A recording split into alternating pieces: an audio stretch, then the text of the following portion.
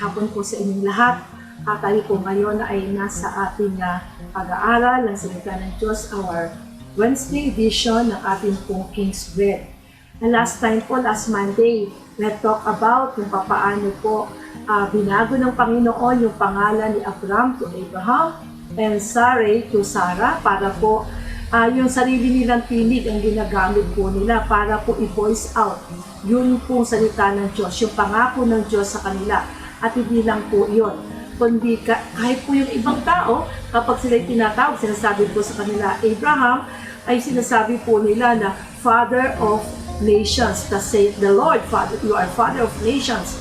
Pag tinawag po si Sarah, sinasabi po nila at kinukonfirm nila, thus saith the Lord, you are called Mother of Nations. So napakaganda po, talaga ang Panginoon gusto niya pong maranasan po natin yung mga bagay na sinalita po niya.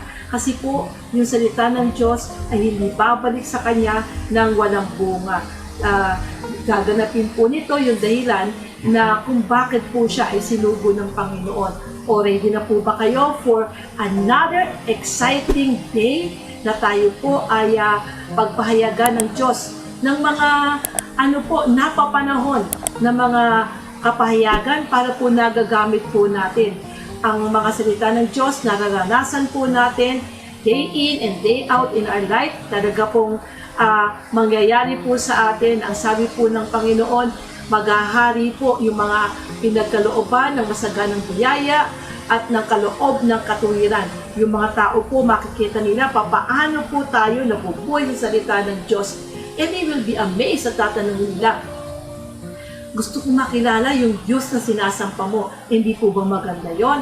So ngayon po, excited na naman tayo for another day of revelation, of God's fresh revelation. So tayo po ay manalangin. Father God, thank you that the spirit of wisdom and revelation to know you better will be upon us, that you will open the eyes of our understanding, that we might know the hope of our calling, and that we might realize, O God, your great power for us to believe. Panginoon, maintindihan po namin ito, maisabuhay po namin ito, ma-share po namin ito sa mga tao na nangangailangan sa iyo. Salamat po. Fill us with the knowledge of your will, with all spiritual wisdom and understanding, unfold to us the revelation of your word. Kasi ang sabi mo, Panginoon, upon this rock of revelation of who you are, you will build your church and the gates of Hades will not prevail against us. We claim it, O Lord. That's why we declare it, for your word are truth. In Jesus' mighty name, amen and amen. Ngayon po, kung last time po ay atin po pinag-aralan na we have to continually speak the word of God. Ito po pag-aaral po natin somewhat kung biglang tingin nyo, para ba sasabihin nyo, parang does it seems contradictory to the last teaching? Hindi po. Ito po yung other side, na kung saan we need to shut our mouth, Yung kailangan po, isara po natin ang ating mga bibig. Dito po sa aklat ng Lucas, Kapitulo 1, talatang 13 po. Sabi po dito, sabi niya, dadapat sinabi sa kanya ng anghel, huwag kang matakot sa Sakarias, sapagkat tininig ang daing mo, at ang asawa mo si Elizabeth ay manganganak sa iyo ng isang anak na lalaki, at tatawagin mo Juan ang kanyang pangalan. Ito pong mga lingkod ng Diyos na ito, ay mga sacerdote, ito ay matagal na po palang nananalangin sa Panginoon. And at last, dininig po ng Panginoon yun kung kanilang panalangin na sila po ay ni Elizabeth ng kanyang asawa ay magkakaroon ng isang anak na lalaki.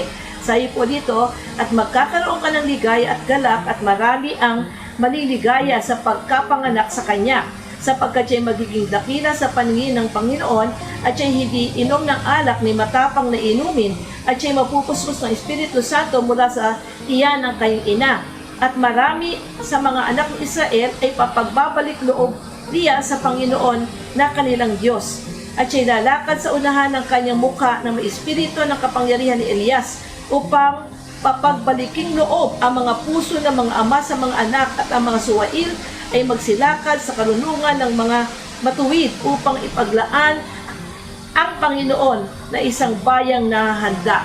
Okay, ang ganda po ng mga sinabi po ng anghel para sa kanya, dun sa kanyang magiging anak. Ang ganda po nito, no? Parang yung pong pinag-aaralan natin sa aklat ng Isaias.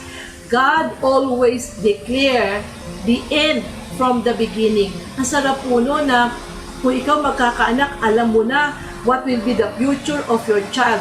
Ang ganda po, no? Kaya po, lagi lang po tayo makikinig sa Panginoon sapagkat gusto po niya talaga na sabihin kung ano ang magiging wakas. Para nang sa gayon po ay nakakalakad tayo doon sa kalooban ng Diyos. But wait, meron pong kakaiba dito. Ang sabi po dito, sinabi ni Zacarias sa anghel, sa ano malalaman ko ito sapagkat ako'y matanda na at ang aking asawa ay may pataw na maraming taon. Okay, so sinasabi po niya, no? Kasi imagine mo, may mga time po na ganyan sa buhay natin eh. Tayo po ay nananalangin sa Panginoon. Pero kung minsan, para bang tayo mismo, hindi tayo konbinsido na yung panalangin natin ay tutugunin ng Diyos. Katulad po na nangyari dito. Ngayon po na tinugunan ng Diyos ang kanyang panalangin, siya naman ngayon po ang nag-aanilangan. Paano mangyayari yun? Kasi sila po ay nilipasan na ng panahon para sa pag-aanak. Pero sa Diyos po ba ay merong imposible? Of course, wala po imposible sa Diyos. Kaya nga po ang Diyos na nagkasalita sa atin, we are very, very sure that it will come to pass. Ang naging lang po dito, ang naging ang naging senaryo lang po dito, ang sabi po ng anghel sa Zacarias ay ganito, at pagsagot ng anghel ay sinabi sa kanya, ako'y si Gabriel na nananayo sa harapan ng Diyos at ako'y sinugo upang makipag-usap sa iyo at magdala sa iyo nitong mabubuting balita. Ano po, para bang sinabi niya, nagpakilala siya, sino ba siya? Siya po ay si Gabriel. Ang sabi niya, nasugo ng Diyos na nagdala ng balita na ipinababalita sa kanya at pinasasabi sa kanya ng Panginoon. At dito po ay humihingi po ng tanda si Zacarias doon sa anghel. Papaano kong malalaman na lahat ng sinabi mo ay mangyayari sa akin? Tingnan niyo po ang naging tanda kung papaano po na ano po ang tanda kung papaano mangyayari yun pong sinilita ng anghel kay Zacarias. Ang sabi po ay ganito, at narito mapipipi ka at hindi ka makapangungusap hanggang sa araw na mangyari ang mga bagay nito sapagkat hindi ka sumampalataya sa aking mga salita na magaganap sa kanilang kapanahunan. Alright, ito po yung nangyari po kay Zacarias. Ano po? Minsan po, to change the unseen or to change the scene, kung magkaminsan po para baguhin po natin ang mga sitwasyon na nangyayari sa ating mga buhay sa pamamagitan po ng mga bagay na hindi pa nakikita, ay yung pong mga bibig natin ay kailangan maisara. Ano po, katulad po ni Zacarias. Kasi ang tagal-tagal na panahon na sila po ay nananalangin, and then here is God, hear their prayers, at may purpose yung kanilang anak, nagaganapin, napakalaking bagay po. Si John po ay forerunner ng ating Panginoong Jesucristo. Pero dahil hindi po siya, dahil po nagtatanong siya, paano bang mangyayari ito? Samantalang lipas na. Now, para po hindi maging sagabal yung kanyang kawalan ng pananampalataya. Kasi minsan ang tao po, pagka hindi po nananampalataya, ang laging lumalabas sa bibig natin ay kabaliktaran ng sinasabi ng Panginoon. Instead po, nasabihin po natin kung ano yung sinabi ng Panginoon, because faith comes by hearing and hearing by the Word of God. Halimbawa, tayo po ay walang pananampalataya, pero tayo po ay may narinig na salita ng Diyos. Paano po tayo magkakaroon ng pananampalataya? Sinabi na po sa atin ng Panginoon yan. How could we build our faith? Paano po tayo magkakaroon ng pananampalataya in order for us to believe the Word of God? Sabi po ng banal na kasulatan, 10:17 ng Romans, faith cometh by hearing and hearing by the Word of God. Imagine nyo po dapat po ay ang gagawin lang po pala natin ay instead po na magsalita tayo ng mga salita that is contrary to the Word of God, ang kailangan po ay sabihin po natin, ulit-ulitin po natin yung salita at pangako ng Diyos. Okay? Papansinin po natin, because of the situation ni Zacarias, at saka po nung kanyang asawa, it is impossible for them na sila po ay magkaroon ng anak, kaya sila ay humingi ng isang tanda paano mangyayari yon. At ang tanda po na ibinigay ng anghel na si Gabriel kay Zacarias ay yun pong hindi po siya makakapagsalita. Okay? By that sign, you will know that it will come to pass. God ensured that it would come to pass. Siniguro ng Diyos na mangyayari yung kanyang salita. Kailangan po ay hindi kumontra doon si Zacarias by talking that is contradictory to what God has declared through Angel Gabriel. So, ang naging tanda po sa kanya, hindi ka makakapagsalita, mapipipi ka hanggang sa maganap ang lahat ng sinabi niya. Words that are not spoken are much more powerful than words that are spoken in unbelief. Okay? Ulitin ko po, yung mga salitang hindi sinalita ay mas makapangyarihan po kaysa dun po sa salitang sinasalita mo na hiwalay po doon sa sinabi o kontra po doon sa sinabi ng Panginoon sa atin. Ito po, mapapansin po natin, ano po yung po mga ganitong pagkakataon. May mga pagkakataon na para ma-build po yung ating pananampalataya. Kaya nga po sabi ng Joshua, kung matatandaan nyo po, sabi po doon, this book of the law will not depart your lips, but you should meditate on it day and night, so that you will be able to do everything written on it, and you will make my life prosperous and successful. Yung pong salita doon na to meditate is to mutter, to keep on saying it, to repeatedly say what the Word of God says to you. Okay? Para po magawa po nating makapanampalataya at nang magana po sa atin yung salita ng Diyos. Because pag tayo po, sinasalita po natin yung salita ng Diyos, pag sinasabi po natin we are voicing the Word of God, we are activating the power that is in the Word to accomplish why God sent His very Word. Mapapansin po natin, tingnan nyo po, kumisan, yung pong sobrang katabilan naman po. May mga pangyayari po. Ito po yung katulad po ng kay Zacarias. Ano po? Hindi siya pinahintulutan ng anghel na makapagsalita kasi ang mga sasabihin niya dahil wala siyang pananampalataya ay kontra po doon sa sinabi ng Panginoon. So it is better for him not to say anything and maging pipi po siya temporarily para po maganap yung kalooban ng Diyos. Ito naman po kay Joseph, isa naman pong kasaysayan din na mapapansin nyo po na kapag naman po tayo ay may halimbawa po meron pong sinasabi sa atin ng Panginoon that it should be kept secret between you and God, at kapag ito po ay sinabi natin na hindi po timing, hindi pa po timing para sabihin po natin, sinabi po natin na para bang hindi natin walang kapahintulutan sa Diyos. Minsan po out of excitement, meron tayong bagay na narinig, meron po sinabi sa atin ng Panginoon, pero tandaan nyo po, dapat pag may naririnig tayo sa Panginoon, tanungin po natin sa ang Panginoon, Lord, is it your will to tell your what you say? Kalooban mo ba, Panginoon, na yung sinabi mo sa akin, sabihin ko sa iba? Kasi, again, minsan we have to it is better for us to keep our mouth shut kasi hindi po ito makakabuti sa atin. Like for example, what happened to Joseph.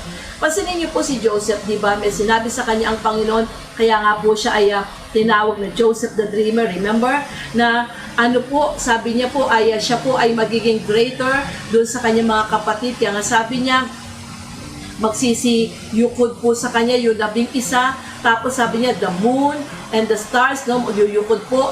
At sabi nga po ng tatay niya, si Jacob, ibig mo sabihin, pati siya. Okay, so hindi po sila, yung mga kapatid niya, hindi sila makapaniwala doon. Siyempre, kahit naman po, ano po siya, pangalawa sa bunso, di ba? Tapos sasabihin mo, ikaw, second to the youngest, lahat ng mga kapatid mo nakakatanda sa'yo, lulunod sa'yo, mamamang inoon sa'yo, ay sa kanila po ay hindi po ordinaryong bagay yon. Pero dahil sinabi po ito ng Panginoon, it will come to pass. Kaya lamang po, may mga pagkakataon po na sa kadaldalan po o sa pagkasabi po ng wala sa timing, yung pagkasabi po ng hindi pa dapat sabihin o dapat po secret lang po ito between you and God, pero naging po tayo, mas mabilis po tayo. In other words, parang kung sa isang salita po naging adelantado po tayo na sinabi agad natin na hindi po natin tinatanong sa paano, is it His will? Nasabihin po natin sa iba yung kanya sinabi sa atin. What happened to Joseph? O di po nagkaroon ng inggitan, inggit po. Bukod po dun sa favorite na siya ng tatay niya, lalo pa po nakadagdag sa inis ng mga kapatid niya sa kanya, na siya po ay lagi nagkasabi, twice po itong sinabi niya, na para pong magiging above siya dun sa kanyang mga kapatid. So pinagplanuhan po siya ng mga kapatid niya. Ano po ang ginawa? Pinagbili po siya doon sa naging alipin po siya. Pagkatapos po, yung nandun na po siya doon sa kanyang naging amo, ang sumunod pong pangyayari, napagbintangan naman po siya na siya po ay, yung kanyang amo po ay, yung asawa ng kanyang apo, may gusto sa kanya pero hindi niya pinatulan, napasama siya, nakulong siya, hanggang sa nung nakulong siya, nakulong din yung magtitinapay, nakulong din po yung cupbearer nung hari. At pagkatapos po na naginip sila at ininterpret po ni Joseph, pagkatapos po nung ma-interpret po ito ni Joseph, nakalimutan na naman. Buti na lang po na naginip na naman po yung hari na wala pong makapag-interpret, nun lang po naalala nung cupbearer na meron pong Joseph na nag-interpret ng kanya pong mga dreams. Doon lang po siya. Ang dami po niyang pinagdaanan ng mga sakit ng kalooban at ng katawan, na kung tutusin po natin, kung tayo po yung malalagay sa kanyang kalalagayan, para bang tatanungin natin, Lord, kalooban mo ba talagang mangyari sa akin yung pangako mo, yung sinasabi mo na ako'y dadalhin mo doon sa tugatog ng tagumpay? Bakit taliwas yung nangyayari sa akin doon sa dapat na mangyari? Okay, so pansinin po natin ito. Dahil narinig po ng demonyo kung ano po yung sinabi ni Joseph doon sa kanyang mga kapatid. Ano po? Na sana po ay sikreto lamang po sa kanya at sa Panginoon. Dahil po ito yung nasabi niya na alam po ng kaaway kung ano ang magiging future nitong si Joseph, kaya hinadlangan po niya ito. Ngayon, gusto niya pong hindi ito mangyari kasi magliligtas siya ng maraming tao, kasama po yung buong angkan ni Jacob. Ano po, yung buong angkan ng Israel ay maliligtas. So dapat po minsan hindi po agad natin sinasabi, basta na lamang sinasabi yung mga bagay-bagay na naririnig po natin sa Panginoon. Tanong natin sa Panginoon, Lord, is it time for me to share it to other people? If it is not, ano lang po ito, keep secret lang po natin ito sa ating mga sarili.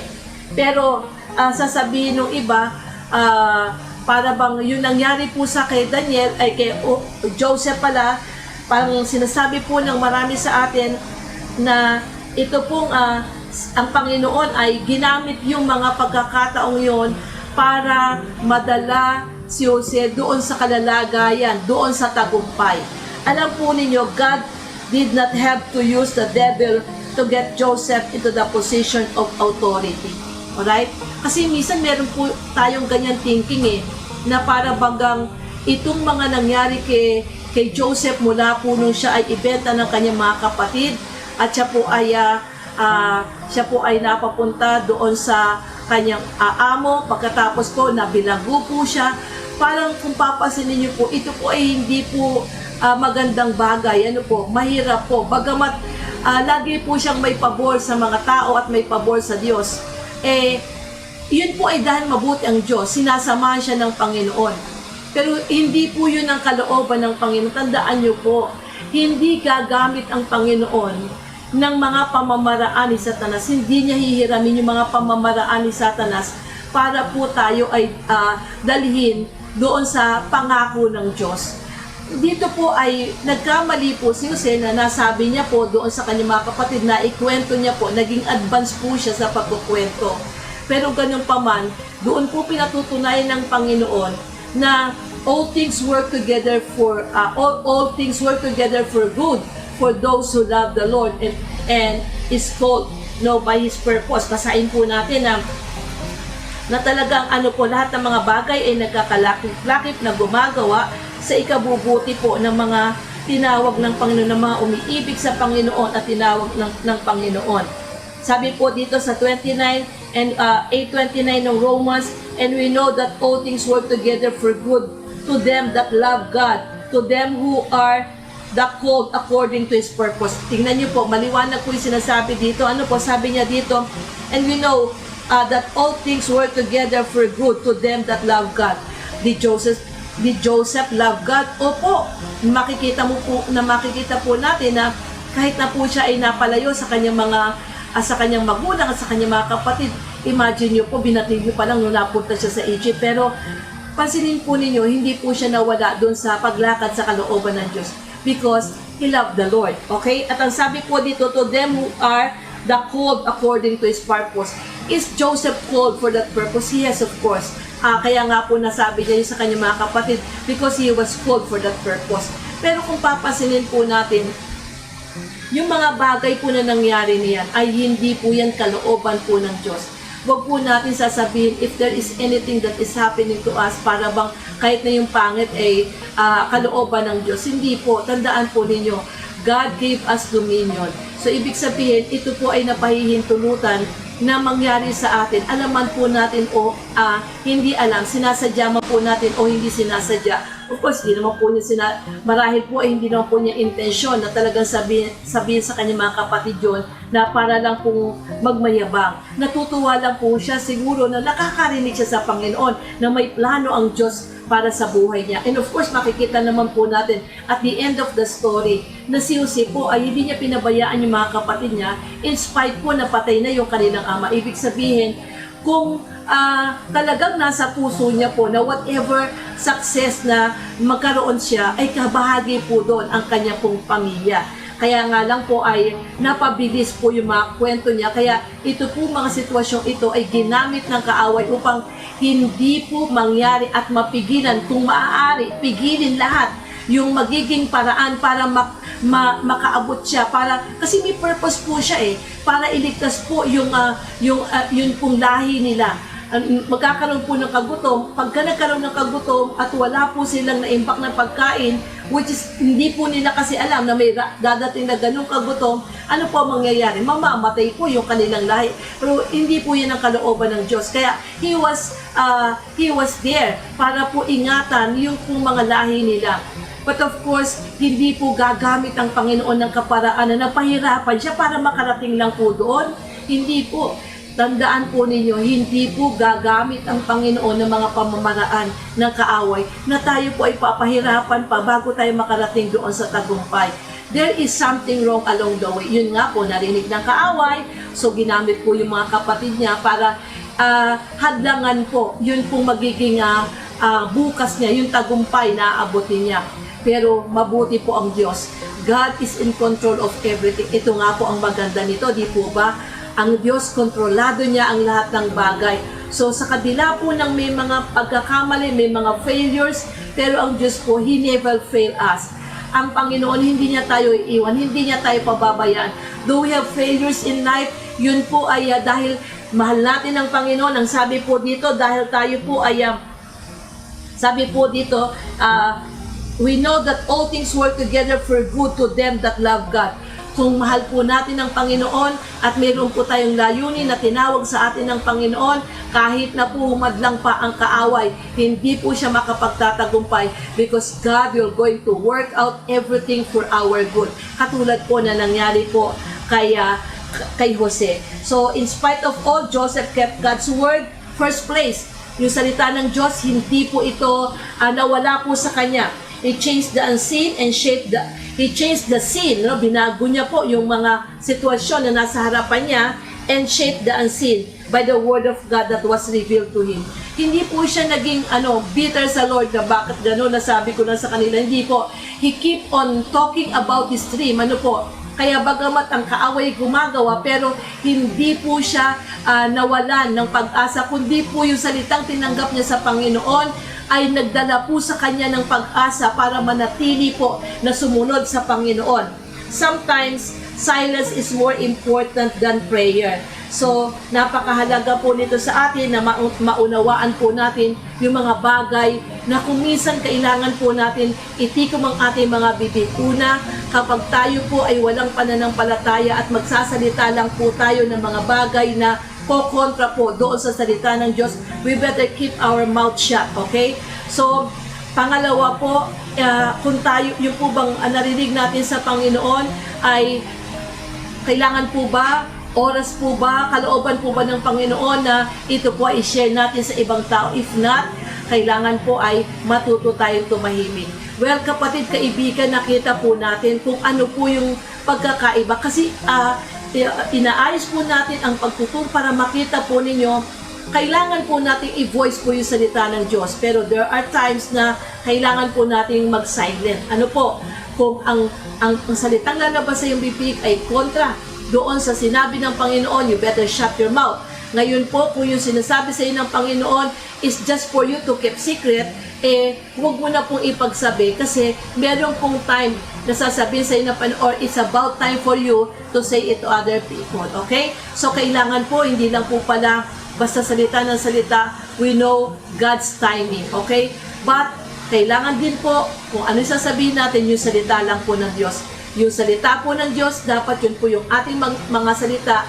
Hanggang yung salita po natin, yun na po yung talagang salita ng Diyos. Alright, mga kapatid, alam ko kung pinagpala kayo sa araw na ito dahil ang salita po ng Diyos ay hindi babalik ng walang bunga. Ang galing ng Panginoon, tinuturo sa atin ang mga bagay-bagay so that we can enjoy the fruit of His Word. We can enjoy kung ano po yung nakapaloob sa Kanyang salita na Kanya po ipinangako sa atin. Kaya napakabuti ng Diyos, napakadakila ng Panginoon. Sinasabi niya po sa atin ang mga pamamaraan para hindi po tayo mapaglandangan ng kaaway. God is teaching us all the things, no, yung pong mga strategy ng kaaway. Sabi po ng banal na kasulatan, sabi ni Apostol Pablo, do not be ignorant of the devil's scheme. So ito po, pinakliliwanag po ng Panginoon sa atin, so that we will not be ignorant of the devil's scheme. Thank you, napakabuti po ng Diyos. Hallelujah. Palakpakan nga po natin ng Diyos sa Kanyang kadakilaan sa ating buhay. Hallelujah. So ngayon po, tayo po ay manalangin, sapagkat ako'y naniniwala na mayroon pong kinausap ang Diyos sa inyo ngayon. Yun pong mga masyadong naging mas mabilis. Ano po, ngayon po, alam nyo na po kung kailan tayo magmamabilis, kung kailan tayo maghihinay-hinay, at kung kailan po natin isasara ang ating mga bibig. Okay, salamat sa Panginoon. Ngayon po, nakikita ko po na marami po kayong patotoo na ginagawa ng Diyos sa inyong mga buhay. Alam nyo po, mga kapatid, hindi lang po iyan, kumbaga ay trickle o papatak-patak. Ang pangarap po ng Panginoon sa atin ay mabuhay tayo in the realm of supernatural. Well, everything that God says ay atin pong mararanasan. At ang para po maranasan ito, una, ang sabi po ng banal na kasulatan, again, I will go back to 2 Peter chapter 1 verse 3, His divine power has given us everything we need for life and godliness through the knowledge of Him. So if we increase in the knowledge, in grace, and in the knowledge of Him, we could exercise, we could experience day by day everything that God has prepared for us in advance. Salamat po sa Panginoon. Let us all pray. Father God, salamat po sapagkat napakabuti mo. Ikaw yung Diyos na dakila, ikaw yung Diyos na mabuti, na alam ko pong may ginagawa kang mga dakilang bagay sa buhay ng iyong mga anak right now. Lord, salamat po sapagkat may mga tao na nag-aalinlangan ngayon, pero salamat po dahil napakinggan nila ang iyong salita. Nakita po nila na kahit na ano po ang nangyayari sa kanila, hindi mo sila binibitawan, Panginoon. Hindi mo sila iniiwan, Panginoon, katulad ng ginawa mo kay Jose. Kaya po, Panginoon, salamat. Yun pong pananampalataya ay dumadaloy sa kanilang mga puso ngayon, Panginoon. Patuloy mo po silang hipuin. Patuloy mo po silang palakasin, Panginoon, sa pamamagitan ng iyong salita. Salamat po sa iyo, Panginoon, sapagkat ang iyong salita ay buhay sa amin at kalusugan sa aming buong katawan. Salamat po sapagkat ang iyong salita, Panginoon, ang siya nagtuturo sa amin ng daang dapat naming lakaran. Salamat po, Diyos, sapagkat yung mga bagay na inihanda mo para sa amin ay pinakikita mo na sa pamamagitan ng iyong salita. Ang dalangin ko, Panginoon, bigyan mo sila ng mga taingang nakakarinig, bigyan mo sila ng mga matang nakakakita, at bigyan mo sila, Panginoon, ng mga kaisipan na nakakaunawa ng iyong kalooban, so that we can enjoy doing our purpose, your purpose in our life, until, oh God, you come on earth. Thank you, Father God. And this we pray in Jesus' name. Everybody says, Amen, Amen, and Amen. Salamat po sa inyo. Hanggang sa Biyernes po sa ating King's Bread. Thank you, and God bless you.